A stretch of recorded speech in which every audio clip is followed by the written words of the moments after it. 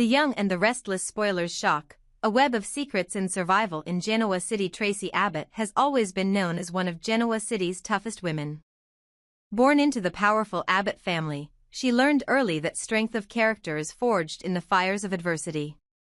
Yet even she was not prepared for the chilling turn of events that threatened not only her own life, but also the lives of two of her closest friends, Sharon Collins and Phyllis Summers. The first warning signs it began with Alan Laurent, Tracy's fiancé. A respected consultant in the gas and utilities sector, Alan had seemed entirely devoted to Tracy, until a late-night phone call raised alarm bells. Tracy, ever perceptive, overheard Alan's hushed conversation with an unknown party. He spoke of the leak and making sure the timing was perfect. To anyone less vigilant, it might have sounded like technical jargon. But Tracy's instincts told her something was very wrong. Over the following days, she watched Alan's behavior closely. He became evasive, disappearing for hours on end and offering implausible explanations when he returned. Meanwhile, Sharon and Phyllis were victims of a near-fatal gas leak at two separate locations. Sharon had been taken hostage in her own home, and Phyllis had been ambushed at the hotel where she was conducting business. Both incidents left them traumatized and lucky to be alive. Tracy's growing unease. Tracy confronted Alan twice, her voice trembling with a mix of fear and anger. Each time, he assured her it was all a misunderstanding, that the leak was a routine safety drill gone awry. But his eyes betrayed him. They were cold, calculating, and remote. Still, Tracy had no proof. So she did what any resourceful Abbott would do, she documented everything. She recorded her conversations with Alan, saved his cryptic text messages, and even enlisted the help of a private investigator to run a background check on him. When Alan failed to return her calls one evening, Tracy's concern turned to panic. He had promised to join her at the hotel suite they were sharing for a weekend getaway, an engagement celebration of sorts. But he never showed. Instead, he sent a terse text, "Can't make it tonight. Important work emergency." That was it. No apology. No explanation. No "I love you." The midnight intrusion. Shortly after midnight, Tracy was jolted awake by a noise at the door. It swung open to reveal Alan, his expression unreadable. He stepped into the suite with the same calm detachment he'd displayed in recent weeks. Tracy demanded answers. "Where have you been? Who were you talking to on the phone? And what does this leak business really mean?" Alan paused, as if weighing his words. Then he closed the door behind him and said, "I'm sorry, Tracy. I didn't want you to get hurt." Before she could press further, he placed a finger on her lips and whispered, "You need to call for help, now." Confused and terrified, Tracy dialed 911. But when she looked up, Alan was gone. The only evidence of his presence was a single, cryptic note left on the coffee table, "I'm saving you, whether you know it yet or not." Jack and Ashley enter the fray. News of Tracy's distress call reached home in record time. Ashley Abbott, Tracy's older sister and longtime confidant, rushed back to Genoa City from Chicago. She found Jack Abbott, their brother, pacing the living room. His face was drawn with worry. "Jack, what's happened?" Ashley demanded. Jack handed her his phone. "Listen to this," he said, playing Tracy's frantic 911 recording. As they listened, Jack's eyes narrowed. "This isn't just about Alan's strange behavior. Remember Martin's death last year? I've been thinking, what if it wasn't Martin under that sheet?" Ashley's breath caught. The Abbotts had mourned Martin's passing, only to discover inconsistencies in the coroner's report. His body had been unrecognizable, and some of his personal effects were missing. Now, with Alan's mysterious actions and the coordinated gas leaks targeting Sharon and Phyllis, Jack wondered if Martin had somehow faked his death and was now orchestrating these events from the shadows. A sisterly alliance. Ashley and Jack raced to the hotel, determined to find Tracy and bring her to safety. Along the way, Ashley called their mother, Dina, who in turn contacted local law enforcement and a trusted private security detail. It was clear, Tracy was in imminent danger, and the Abbotts would stop at nothing to protect her. Meanwhile, Sharon and Phyllis, still recovering from their own brush with death, had put their long-standing rivalry aside. Both women knew they were likely next on the kidnappers' list. Piecing together clues from their separate ordeals, they realized the same MO had been used. A deliberate gas leak, followed by a blindfolded abduction, and a ransom demand that was never delivered. The only link between the incidents was a fleeting glimpse of a familiar silhouette, tall, broad-shouldered, moving with the precision of someone who knew the building's blueprints. Driven by equal parts fear and determination, Sharon and Phyllis formed an uneasy alliance. They staked out the hotel lobby, wearing surveillance earpieces and armed with pepper spray. Their plan was simple: catch the kidnapper in the act, or at least force him to reveal himself. The true puppet master. As the night deepened, Tracy sat in her suite, phone in hand, heart pounding. She replayed Alan's note in her mind, "I'm saving you." Was he telling the truth, or was this another layer of deception? Suddenly, her phone buzzed. It was a text from an unknown number. "You're right to suspect Martin. He's alive, and he's been closer to all of us than we ever realized." Tracy's breath caught. She knew exactly who had sent that message and what it meant. Somewhere in Genoa City, the real Martin Abbott was pulling the strings, using Alan as his unwitting, or perhaps willing, pawn. His motives remained a mystery, but one thing was clear: he wanted the Abbotts fractured, desperate, and easy to manipulate. The race to expose the truth in the hotel corridor, Sharon and Phyllis heard footsteps approaching. They pressed themselves against the wall, hearts racing. A figure emerged, tall, broad, and wearing a hooded jacket. As he passed, Sharon whispered into her mic, "He's the one." At that moment, Jack and Ashley burst into the suite, weapons drawn. Tracy jumped up, relief flooding her features. "Thank God you're here," she said. "But it's not Alan, he's just another piece in Martin's game." Just then, Sharon and Phyllis emerged from the hallway, flanking the mysterious figure. Realizing he was cornered, the man yanked back his hood, revealing not Martin, but Alan Laurent himself. He smirked and said, "Surprise."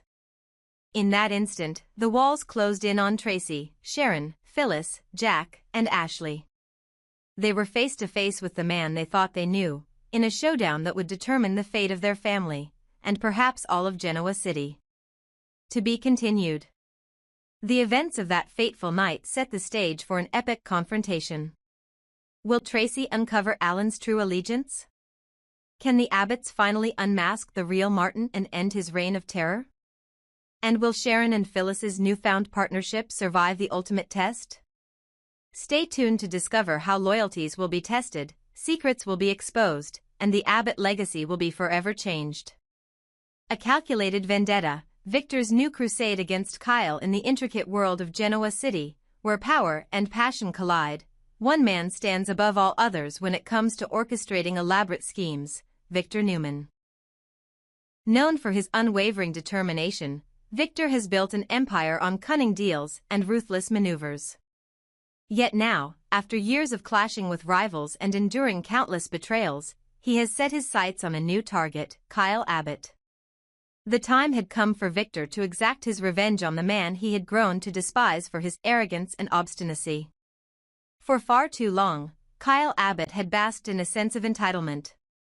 His smug confidence, which once seemed harmless, had slowly morphed into a symbol of everything that irritated Victor about the current state of affairs in Genoa City. Kyle's perpetual self-importance, combined with his knack for meddling in matters that were none of his concern, had pushed Victor to the brink. He decided that it was time to unleash a plan that would not only humiliate Kyle but also serve as a stern reminder to anyone who dared stand in his way. The new attack plan, Victor's plan, was as intricate as it was audacious. He knew that to bring Kyle down, he would need to rally the forces around him and form alliances with key players in the city. At the heart of his new strategy was a man who had long been caught between loyalty and personal ambition, Audra Charles. Once a reliable ally, Audra had always been the more compassionate and forgiving spirit within the world of cutthroat business. However, after years of being taken advantage of due to her inherent kindness, whispers of dissent had begun to stir within her. Victor had attempted to forge a closer working relationship with Audra before, but those early overtures had met with resistance. Audra had always played the role of the peacemaker, a role that, in hindsight, seemed to have kept her from embracing the full force of her ambitions. But as Victor unveiled his bold plan, it was clear that he was counting on a change in her heart. He presented her with an enticing proposition. Join him in the crusade against Kyle Abbott, and in doing so, she would not only reclaim her rightful power but also reshape the balance of influence in Genoa City. The offer was more than a professional partnership, it was a chance for Audra to finally break free from the constraints of her past compassion and assert herself in a world that had long rewarded ruthlessness over leniency. Audra Charles found herself at a crossroads. On one side was her deeply ingrained nature, a person who had always put others first, even when it meant sacrificing her own needs. On the other side was an opportunity to redefine herself. The appeal of Victor's proposal was undeniable. Here was a chance not only to take a stand but also to be part of a plan that promised a dramatic shift in the power dynamics of their shared world. However, aligning with Victor would also mean stepping away from a life of gentle compromise. A life that, despite its shortcomings, had kept her from the cutthroat violence that now seemed to seep into every corner of Genoa City. After long, sleepless nights spent contemplating the consequences of her choices, Audra finally decided that the time had come to embrace her darker side. Perhaps it was the growing frustration at being underestimated, or maybe it was simply the allure of being on the winning side of history. Whatever the reason, she sent a discreet yet definitive reply to Victor. Her acceptance wasn't marked by grand declarations, but rather by a quiet, resolute acknowledgement that she was ready for the next chapter, a chapter in which she would no longer be the perennial doormat. Summer's bittersweet escape. While the alliances and vendettas were being recalibrated, Summer Newman found herself grappling with personal demons of her own. Her heart had been deeply entangled with Kyle Abbott for far too long. Despite the pain and confusion his actions had wrought, she couldn't entirely cast aside the memories of their shared past. Kyle's influence had been both a source of turmoil and a bittersweet reminder of what once was. Yet, in the midst of her inner conflict, Summer had discovered a semblance of relief in the arms of Chance Chancellor. Chance, with his calm demeanor and steadfast loyalty, represented everything that Summer had yearned for, a sanctuary away from the perpetual chaos that followed Kyle's every move. His support was a welcome contrast to the unpredictable nature of her former lover. With Chance by her side, Summer began to realize that it was possible to forge a future free from the haunting shadows of past mistakes. Their relationship, however, was not without its challenges. The scars left by Kyle's betrayal still lingered, and Summer often found herself caught between lingering memories and the promise of a new beginning. Yet, for the first time in a long while, she dared to believe that happiness could be rebuilt, one carefully chosen step at a time. The brewing storm as Victor's plan against Kyle took shape, the tension in Genoa City reached a fever pitch. Rumors swirled in hushed tones through the corridors of power, whispers of secret meetings, covert alliances, and clandestine plots that threatened to upend the established order. The Abbott name, once synonymous with corporate might, was now embroiled in a bitter internal feud. With Victor leading the charge against Kyle, every interaction seemed charged with double meanings, every smile a potential mask for deceit. Victor's vision was not merely about personal vendetta, it was a calculated move to reset the power dynamics. By uniting those who had long suffered under Kyle's arrogance, he sought to build a coalition that could stand against him.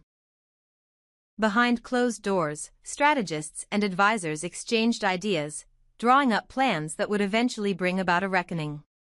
Meetings were held in secret, with plans that hinted at a dramatic showdown, a showdown in which every secret, every betrayal, and every unspoken grievance would be laid bare. A fateful confrontation. The stage was set for a dramatic confrontation. Victor, with his characteristic flair, began orchestrating events designed to isolate Kyle from his allies. Subtle hints and misdirections were deployed, ensuring that those closest to Kyle would gradually turn their backs on him. Audra, now a key player in Victor's scheme, began to maneuver behind the scenes. Her charm and intelligence, once used to smooth over conflicts, were now directed toward undermining Kyle's credibility and exposing his vulnerabilities. The tension came to a head one cool autumn evening at an exclusive charity gala. Under the glittering chandeliers and amid the murmur of influential guests, the final act of Victor's plan unfolded. A series of revelations was leaked, documents, emails, and recorded conversations that painted Kyle in a duplicitous light. The evidence was damning, and as it was slowly disseminated throughout the event, whispers turned into murmurs, and murmurs into an uproar. Even those who had once admired Kyle began to distance themselves. Amid the chaos, Victor appeared like a dark omen, calmly observing as his plan took effect. He locked eyes with Audra, silently acknowledging that their gamble had paid off. Meanwhile, Kyle found himself increasingly isolated, his arrogance turning to panic. The once cocky figure, who had believed himself invincible, was now on the defensive. His responses, frantic and disjointed, only deepened the crisis of confidence that had been building for months. Reflections on power and redemption in the aftermath of the gala. As the dust began to settle, Genoa City was left to reckon with the consequences of a vendetta that had reached far beyond personal grievances. Victor Newman's actions had not only dealt a severe blow to Kyle Abbott but had also sent a clear message to anyone who dared underestimate him. In a world where power was often synonymous with ruthlessness, Victor had once again proven that he was willing to make the hard choices, even if it meant exploiting old alliances and turning once compassionate souls like Audra against former loyalties. For Audra, the path forward was both liberating and laden with the weight of her own transformation. No longer would she allow herself to be bound by outdated notions of kindness when such naivety only led to betrayal. Instead, she embraced a more assertive role in the machinations of power, determined to leave her mark on the future of Genoa City. Meanwhile, Summer Newman, having found solace in Chance Chancellor, began to slowly rebuild her life. Though the scars of her past remained, she looked forward with cautious optimism, her heart no longer tethered solely to memories of Kyle, but buoyed by the promise of new beginnings. Epilogue: The new order. The ripples of Victor's vendetta against Kyle Abbott continued to reverberate throughout Genoa City. The fallout from the scandal reshaped old alliances, as long-standing relationships were tested and, in some cases, permanently altered. Victor's actions served as a stark reminder that in the battle for power, even the most cherished relationships could be sacrificed. As the city began to adapt to its new order, one thing was certain: the lines between friend and foe had blurred irrevocably. In this high-stakes game of revenge, redemption, and survival, every character was forced to confront the reality that power is both a blessing and a curse. Victor Newman had set in motion a chain of events that not only aimed to dismantle Kyle Abbott's legacy but also to redefine the very nature of loyalty and ambition in Genoa City. And while the immediate threat had subsided, the consequences of that fateful evening would echo for years to come, forever altering the course of the lives entangled in its wake. This narrative not only captures the dramatic tension between Victor and Kyle but also explores the personal transformations of Audra and Summer, creating a rich tapestry of ambition, betrayal, and the relentless pursuit of power in a city where nothing is ever as it seems.